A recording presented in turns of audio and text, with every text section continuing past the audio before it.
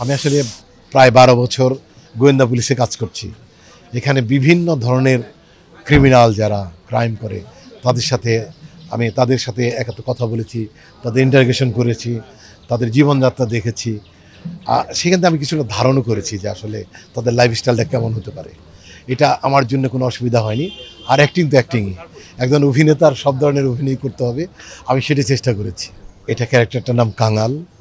এটা সমাজের একটা ভয়ঙ্কর নাম, মানুষের ঘুম নষ্ট হয়ে যায় এরকম একটা ছেলে, যে ছেলেটি অশিক্ষিত এবং মানে এই যে অপরাধ জগৎটাকে লিড দিচ্ছে, নিশা সদাগরের ছেলে সে।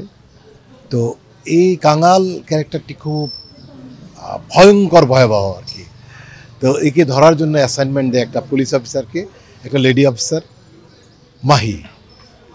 এই মেয়েটি এর লাইফে ঢুকে বিভিন্নভাবে তাকে গ্রেপ্তার করার জন্য গল্পটা ম্যাক্সিমাম এই চেজিং সর্বশেষ ছেলেটাকে অ্যারেস্ট করতে পারে। বাট এর আগে অনেক কিছু ঘটে যায়।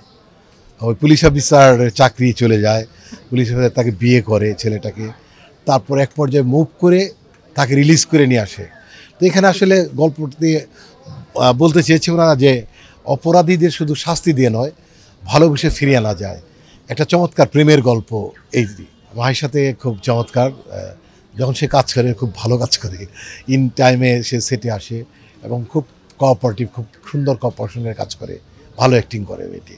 মেসেজটা যে অপরাধ জগৎ কোনো জগৎ নয়, ইট ইজ কমপ্লিটলি একটা shadow. Ultimately end of the ডেতে মানুষকে আইনের কাছে আসতে হবে, জেল বা ফাঁসি হবে, অপরাধের শাস্তি হবেই, যত শক্তিশালী হোক, যত আলটিমেটলি আইনের হাতে চলে আসে।